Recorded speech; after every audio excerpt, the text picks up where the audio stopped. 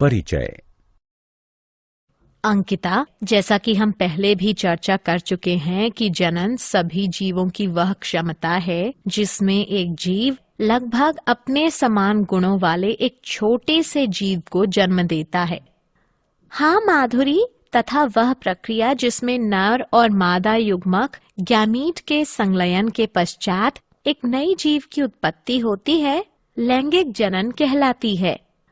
तो आओ इस पाठ में हम जनन के बारे में विस्तार से चर्चा करें। उद्देश्य।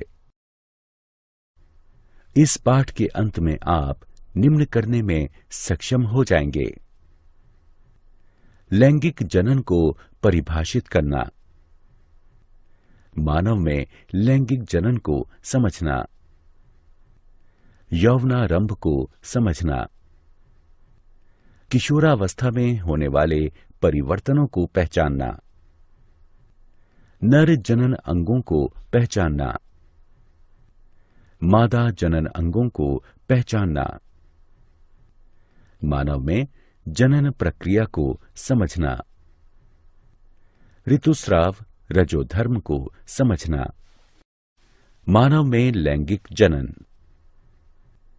मनुष्य एक लिंगी या एकालिंगाश्रयी होते हैं। दो लिंग निश्चित बाह्य आकारिकी लक्षणों, जिन्हें द्वितीयक लैंगिक गुण कहते हैं, उसमें भी भिन्न होते हैं। इसे लैंगिक द्विरूपता कहते हैं। मानव में जनन अंग नर में वृषण और मादा में अंडाशय यौवनारंभ की प्राप्ति के पश्चात कार्य करना प्रारंभ कर देते हैं। यौवनारंभ या लैंगिक परिपक्वता। किशोरावस्था के दौरान यानी समय में यौवनारंभ लैंगिक परिपक्वता की वो अवधि है जिसमें जनन अंग सक्रिय हो जाते हैं। मानव नरों में लैंगिक परिपक्वता 13-14 वर्ष की आयु में, जबकि मादाओं में 10-12 वर्ष की आयु में प्रारंभ हो जाती है। वृषण और अंडाशय जीवन क्षमता वाले युग्मकों को उत्पन्न करते हैं तथा ये हार्मोनों जैसे नरों में वृषण द्वारा टेस्टोस्टेरोन और मादाओं में अंडाशय द्वारा एस्ट्रोजेन तथा प्रोजेस्टेरोन को भी स्रावित करते हैं। लैंगिक परिपक्वता पर होने वाले परिवर्तन। लड़के और लड़कियों दोनों के शरीर के कुछ भागों जैसे कि कांख एवं जांघों के मध्य जननांग क्षेत्र में बाल गुच्छे निकल आते हैं तथा उनका रंग भी गहरा हो जाता है। पैर, हाथ एवं चेहरे पर भी महीन रोम आ जाते हैं। त्वचा अक्सर तैलीय हो जाती है तथा कभी-कभी मुहासे भी निकल आते हैं।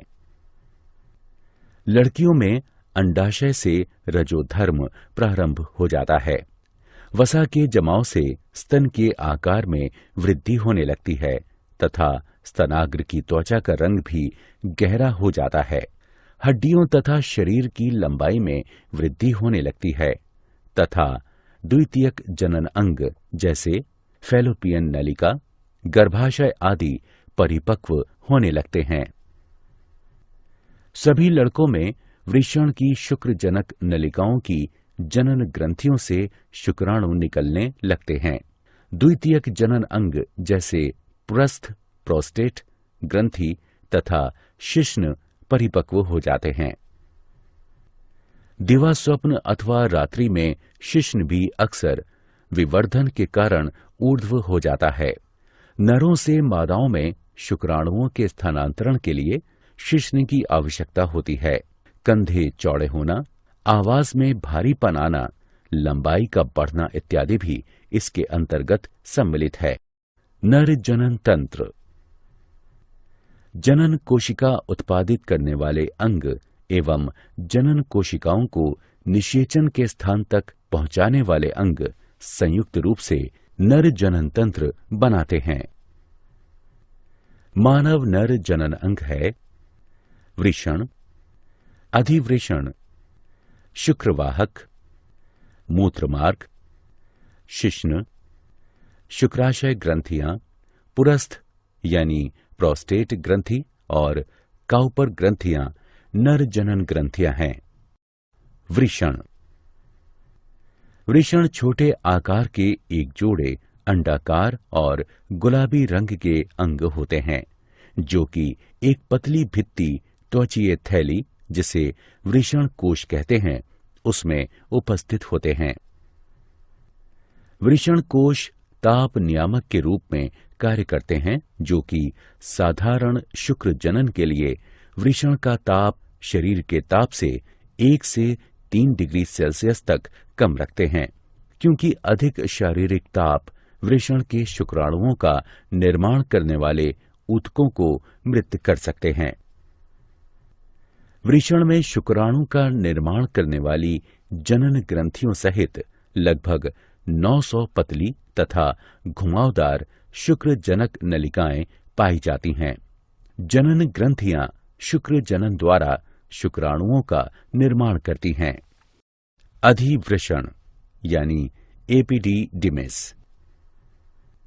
अधिवृषण एक कुंडलीकृत नलिका जैसी संरचना है, जो कि स्थायी रूप से वृषण से जुड़ी होती है और शुक्राणुओं के भंडार गृह की भांति कार्य करती है, जहां पर कि शुक्राणु परिपक्व और गतिशील हो जाते हैं। शुक्रवाहक।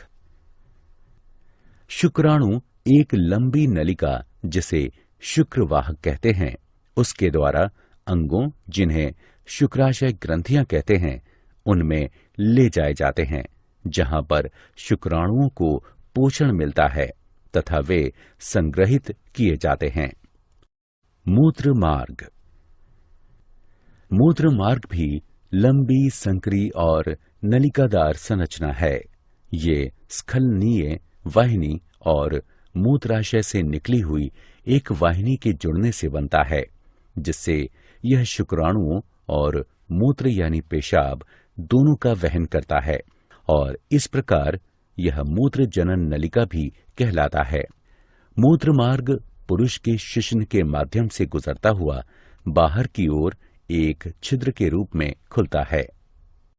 शिश्न। शिश्न पुरुष का बाह्य जनन अंग बनाता है।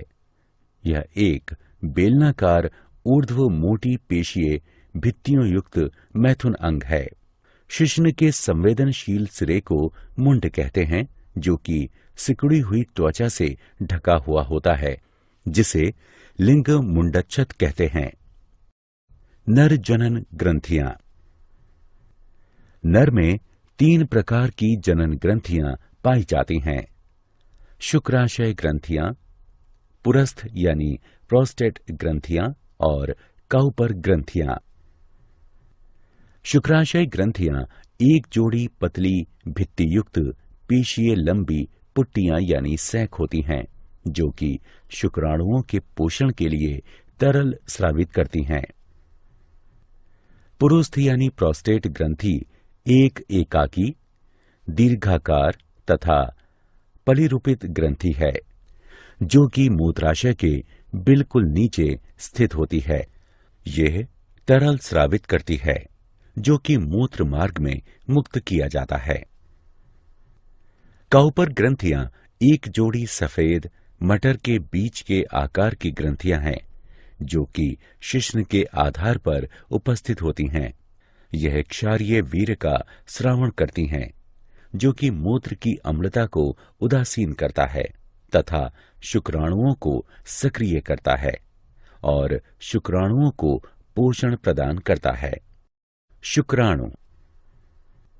पुरुष शुक्राणु अति सूक्ष्म, गतिशील और कशाभीय युग्मक होता है। यह शीर्ष, मध्यखंड और एक कंपनशील पूंछ का बना होता है। यह अंडाणु के साथ संलयित होता है और जनक जीन को संतति तक पहुंचाता है। सही विकल्प को उठाकर उसके संगत बॉक्स में रखें। मादा जनन तंत्र।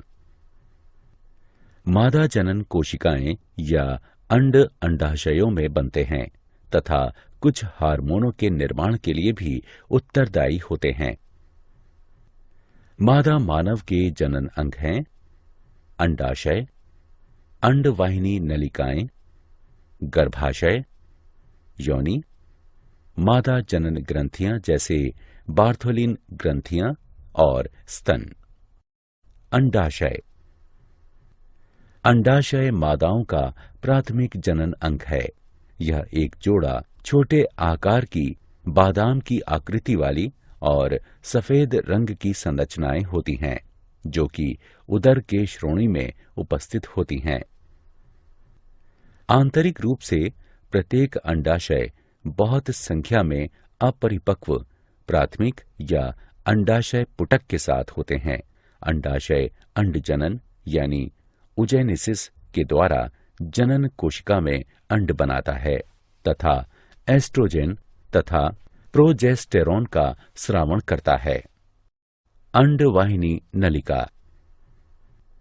अंडवाहिनी नलिकाएं एक जोड़ी लंबी कशाभीय, पेशीय और नलिकादार संरचनाएं हैं, जो कि अंडाशय के निकट से लेकर गर्भाशय तक फैली हुई होती हैं। प्रत्येक अंडवाहिनी नलिका का बाहरी भाग अंडाशय के निकट स्थित होता है। इसमें एक चौड़ा छिद्र होता है जिसे ऑस्टियम कहते हैं और अंडाशय के द्वारा निकले हुए अंड को प्राप्त करने के लिए अंगुली सदृश प्रक्षेप होते हैं, जिन्हें झालर यानी फिम्बरी कहते हैं। गर्भाशय। गर्भाशय एक बड़ी पेशीय आकार की तथा नाशपाती सदृश संरचना है, जो मूत्राशय और मलाशय के बीच श्रोणि में उपस्थित होता है और अंतररोपण यानी इम्प्लांटेशन, अपरान्यास और गर्भ यानी फीटल के विकास के लिए उत्तरदायी होता है। इसका आंतरिक स्तर अत्यधिक संवहनीय और ग्रंथिल होता है तथा गर्भाशय ग्रीवा कहलाता है, जो कि योनि में खुलता है। योनि।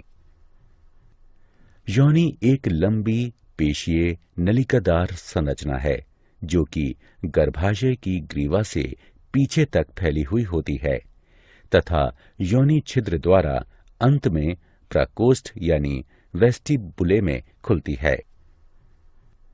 मैथुन के दौरान जब वीर्य योनि में मुक्त होता है तो यह मैथुन यानी संयोजन गुहा की तरह कार्य करती है और शिशु के जन्म के दौरान शिशु इसमें से ही होकर गुजरता है, इसलिए यह जन्म गुहा की भांति भी कार्य करती है।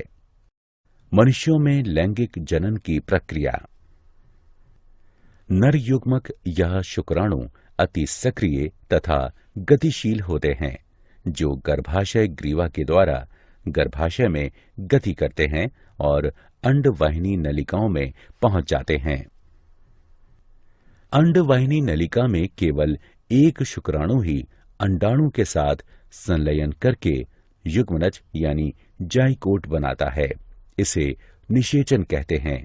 यह केवल अंडोत्सर्ग काल के दौरान शुक्राणु अंडवाहिनी नलिका में प्रवेश करने पर ही होता है। अंडवाहिनी नलिका में युग्मनज यानी जाइकोट का भ्रूणीय परिवर्तन यानी विकास तुरंत प्रारंभ हो जाता है तथा सगर्भता यानी गर्भावस्था शुरू हो जाती है, जबकि ऋतुस्राव यानी रजोधर्म बंद हो जाता है। भ्रूण गर्भाशय में पहुंचने के लिए नीचे चला जाता है। गर्भाशय की मोटी भीतरी परत में भ्रूण का अंतःस्थापित होना ही अंतरोपण कहलाता है। तब गर्भाशय की दीवार और भ्रूण के मध्य एक विशेष ऊतक, जिसे अपरा कहते हैं, उसका विकास हो जाता है, जो कि भ्रूण को ऑक्सीजन तथा पोषण की आपूर्ति एवं कार्बन डाइऑक्साइड तथा भ्रूण द्वारा उत्पन्न उत्सर्जी अवशिष्ट पदार्थों को बाहर निकालने का कार्य करता है। गर्भाशय के अंदर गर्भ यानी फीटल के विकास से लेकर बच्चे के जन्म की अवधि को गर्भावधि यानी जेस्टेशन कहते हैं।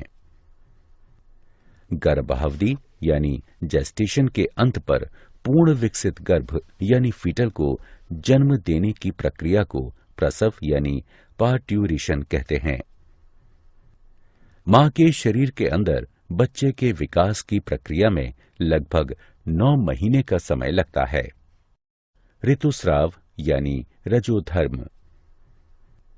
रक्तवाहिका के साथ योनि से रक्तस्राव के रूप में गर्भाशय की मोटी और मुलायम आंतरिक दीवारों के टूटने तथा हटने को ऋतुस्राव यानी रजोधर्म कहते हैं।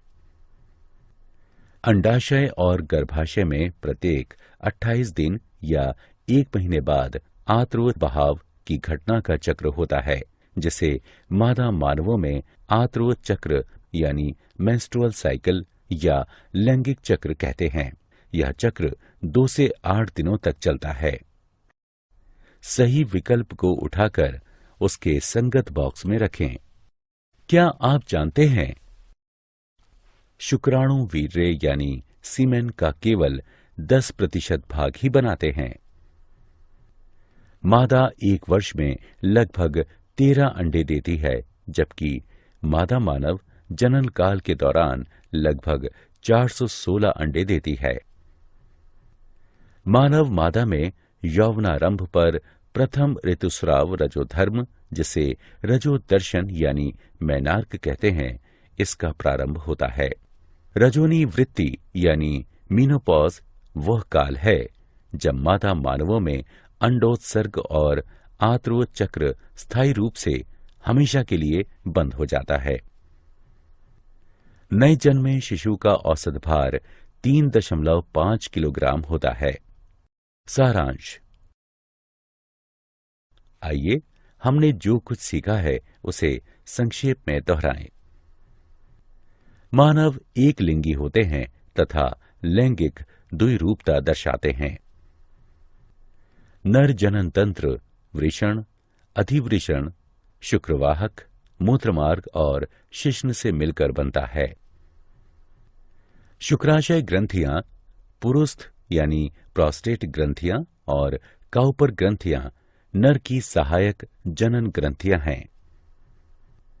मादा जनन तंत्र अंडाशय, अंडवाहिनी नलिका, गर्भाशय, योनि और भग से मिलकर बनता है। बार्थोलिन ग्रंथियां और स्तन मादाओं की सहायक जनन ग्रंथियां हैं। आर्तव चक्र के अंतर्गत अंडाशय में होने वाले चक्रीय परिवर्तन और जनन काल के दौरान मादा जनन क्षेत्र में होने वाले परिवर्तन सम्मिलित हैं। यह चक्र लगभग 1 माह में पूरा होता है। यह 4 प्रावस्थाओं पुटक प्रावस्था, अंडोत्सर्ग प्रावस्था, स्रावी प्रावस्था और आर्तव प्रावस्था से मिलकर बना होता है। यह यौवनारंभ पर प्रारंभ होता है और रजोनी वृत्ति यानी मीनोपॉज पर पूर्ण रूप से बंद हो जाता है। भ्रूणीय परिवर्धन के अंतर्गत घटनाओं की एक श्रृंखला होती है, जिसमें युग्मनज जाइगोट एक भ्रूण में बदल जाता है। इसके अंतर्गत प्रावस्थाएं जैसे युग्मक जनन यानी गैमीटोजेनेसिस, निषेचन, विदलन यानी क्लीवेज, अंतरोपण, अपरान्यास, गर्भावधि यानी जेस्टेशन, अंडजनन यानी उजेनेसिस और प्रसव यानी पार्ट्यूरेशन सम्मिलित होती हैं।